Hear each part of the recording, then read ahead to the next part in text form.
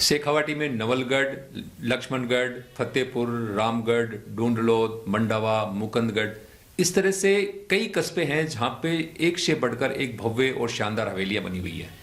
लेकिन शेखावाटी में ऐसे बहुत से कस्बे हैं जहां पर इनसे भी खूबसूरत और भव्य हवेलियां बनी है, लेकिन उनके बारे में कोई जानता नहीं। तो हम अपने चैनल के माध्यम से कोशिश करेंगे कि जिन हवेलियों के बारे में लोग जानते नहीं हैं या वे अनजान है, जिन पर आज तक किसी की नज़र नहीं पड़ी, ऐसे दुर्लभ जो दृश्य हवेलियां हैं उनके हम वीडियोज बनाएंगे और आपके सामने लाएंगे, ताकि आप जान सकें कि शेखावाटी के हर कस्बे में एक से बढ़कर एक खूबसूरत हवेलियां हैं। तो आज के इस वीडियो के अंदर देखिए लोसल की काबरा बड़ी हवेली का दृश्य और जानिए उसका इतिहास। सीकर जिले में जिला मुख्यालय से लगभग 40 किलोमीटर दूर बसा है लोसल कस्बा। रियासती काल में खंडेला के राजा वरसिंह देव के पुत्र ठाकुर अमर सिंह जी को यह कस्बा जागीर में मिला था।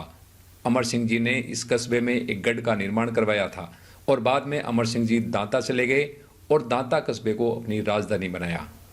वर्तमान लोसल कस्बा उस वक्त एक गांव के रूप में था, लेकिन इस गांव में कई बड़े बड़े सेठ रहते थे, जिनमें काबरा, खेतान और साबू तीन बड़े घराने थे।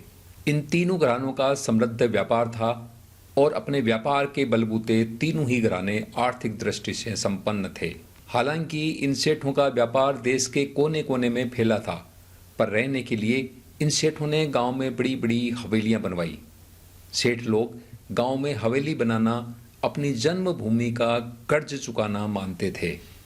लोसल में बनी विशाल व भव्य हवेलियां उन सेठों की संपन्न था, उनके व्यापारिक साम्राज्य की विशाल था और अपने गांव के प्रति उनके प्रेम को दर्शाती है। इन्हीं खूबसूरत हवेलियों में आज हम आपको दिखाएंगे सेठ हरिबख्श जी काबरा द्वारा बनाई गई भव्य हवेली। इस भव्य व विशाल हवेली का निर्माण सेठ सूरजबल जी हरिबख्श जी काबरा के नाम से सेठ हरिबख्श जी ने सन 1907 में कराया था। सेठ जी ने यह हवेली 4 भाइयों के रहने के लिए बनवाई थी। चारों भाई हरिबख्श जी, महादेव जी, टोडरमल जी, रामकृष्ण जी सपरिवार संयुक्त परिवार के रूप में इस हवेली में रहते थे। शेखावाटी की हवेलियों की बनावट और स्थापत्य कला की मुख्य विशेषताएं होती थी खुले चौक के चारों ओर बनाना, हवादार होना और भव्य भित्ति चित्रों से सजा होना। महिलाओं के बैठने, काम करने का भाग अलग और पुरुषों का भाग अलग।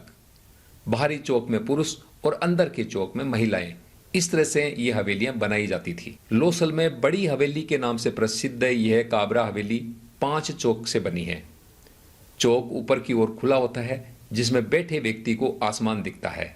इन चौकों में पहला चौक बड़ा और कच्चा अहाता है, दूसरा मर्दाना चौक, तीसरा जनाना चौक, पीछे रसोई चौक और सबसे पीछे कच्चा नोहरा जो जानवरों का चौक है। हवेली का रिहायशी भाग तीसरे चौक के चारों ओर बना है। हवेली जमीन से 10 फीट ऊंचे कमरों पर बनी है। 10-12 फीट ऊंचाई पर बनी इस हवेली में सीढ़ियां चढ़कर जाना होता है। नोहरे के बाहर परिवार का कुआं है, उससे लगा एक छोटा सा और बड़ा होता था, जिसमें कुएं की सिंचाई से खेती होती थी।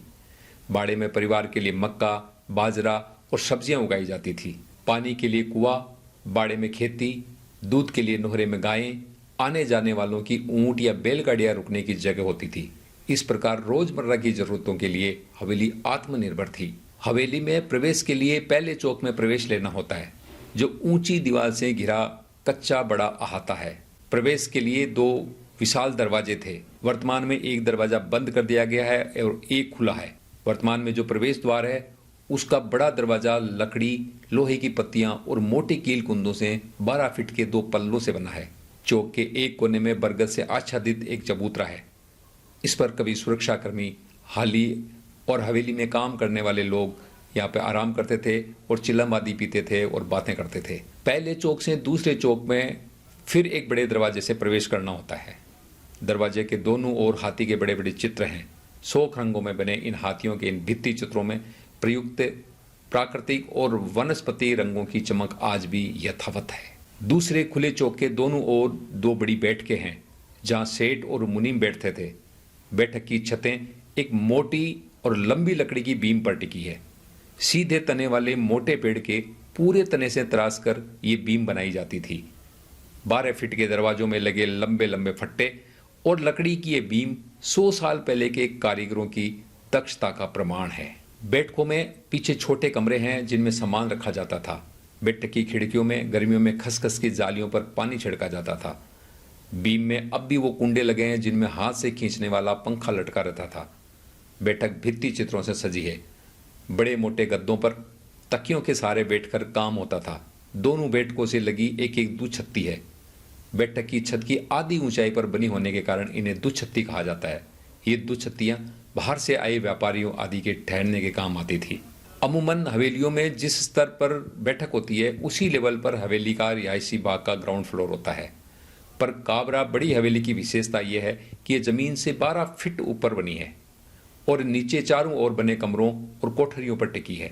2 प्रवेश द्वार पार कर तीसरे द्वार से हवेली के तीसरे चौक में पहुंचा जाता है। तीसरे प्रवेश द्वार के ऊपर गणेश और रिद्धि सिद्धि के चित्र बने हैं। दरवाजे के बाहर दोनों ओर कमर की ऊंचाई पर चौकोर पत्थर के 2 मुखे बने हैं जिन पर बैठकर हवेली के नीचे आहतों का विहंगम दृश्य देखा जा सकता था। इन मुखों के अंदर कभी इस परिवार की बुजुर्ग शेठानियां बैठा करती थी। दरवाजे से घुसते ही जो जगह है उसे पोड़ कहते हैं। अंदर के चौक और पोड़ के बीच एक जालीनुमा पार्टीशन है जिसके दोनों ओर से अंदर प्रवेश किया जा सकता है। पार्टीशन दरवाजे के ठीक सामने होने से बाहर से सीधा अंदर नहीं देखा जा सकता, यानी अंदर की प्राइवेसी बनी रहती है। 2 मंजिली हवेली के बीच का चौक भी ऊपर से खुला है। चौक के चारों ओर कमरे बने हैं। हवेली का आंगन यानी हवेली का चौक पहले रेत का कच्चा चौक था जिसे अब पक्का कर दिया गया है। चारों ओर दीवारों और छज्जों पर भव्य भित्ति चित्र बने हैं। ये भित्ति चित्र हवेली की सुंदरता में 4 चांद लगाते हैं। अंदर बाहर पूरी हवेली पर भित्ति चित्र यानी फ्रेस्को पेंटिंग देखकर लगता है कि हवेली एक ओपन आर्ट गैलरी है। हवेली के अंदर के भित्ति चित्र ऊपर बालकनी के छज्जों से लेकर नीचे के मेहराबदार दीवारी तक बने हैं। कोई भी हिस्सा बिना चित्रों के नहीं है।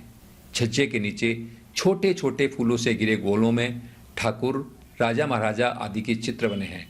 छज्जों के बीच की दीवार पर कृष्ण लीला, राम दरबार, हनुमान, शिव पार्वती, गणेश, रिद्धि सिद्धि, लक्ष्मी और सरस्वती के चित्र बने हैं।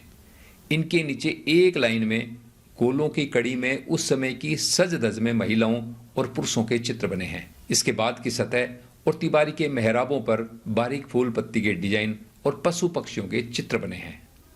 इन चित्रों में समकालीन लोक गाथाओं के चित्र भी शामिल किए गए हैं।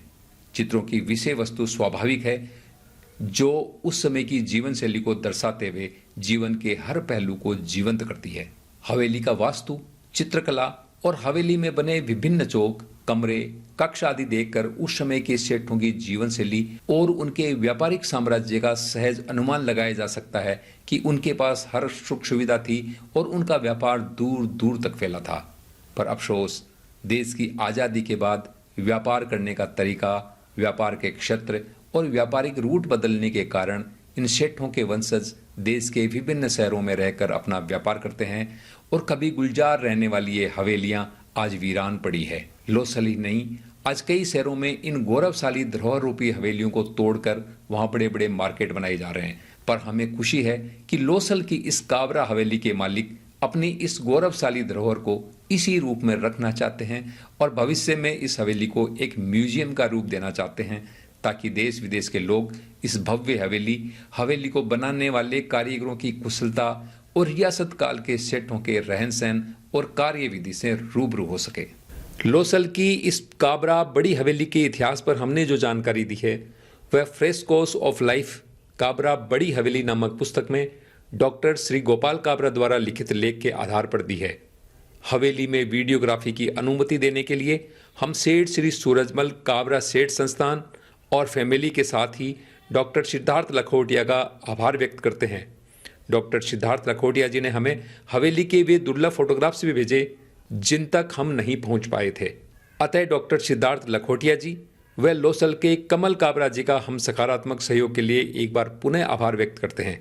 आपको बता दें, doctor Siddharth Lakhotia institute of medical sciences Banaras Hindu university Varanasi में प्रोफेसर है और लर्निंग एंड एक्सप्लोरिंग नाम से उनका यूट्यूब चैनल भी है। तो ये थी लोसल की काबरा हवेली की जानकारी।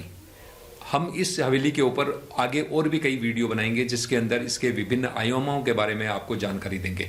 और एक बात और बता दूं कि इस हवेली के जो मालिक हैं यानी इसके जो परिवार के सदस्य हैं वो साल में या 2 साल में कभी कभार यहाँ आते हैं। जब भी वे इस बार आएंगे तो हमारी कोशिश रहेगी कि हम इन हवेली के रहने वाले जो लोग हैं यानी जो हरिबख्श जी काबरा है उनके जो वारिस हैं, उनके परिवार के जो लोग हैं, उनसे हम मिल करके वे इस हवेली के बारे में उनकी क्या फीलिंग्स है, वे क्या सोचते हैं और इस हवेली के अंदर क्या कभी वे भविष्य के अंदर या म्यूजियम बनाएंगे या लोगों के लिए इस दर्शनार्थ इसको खोलेंगे, इन सब सारी सवालों के जवाब के लिए हम जब भी वे आएंगे उनसे संपर्क करेंगे और उनसे बात करके हम वीडियो के माध्यम से आप तक पहुंचाएंगे। तब तक बने रहे हमारे साथ। हम अगले किसी वीडियो में फिर इसी तरह की नई जानकारी लेकर प्रस्तुत होंगे। धन्यवाद।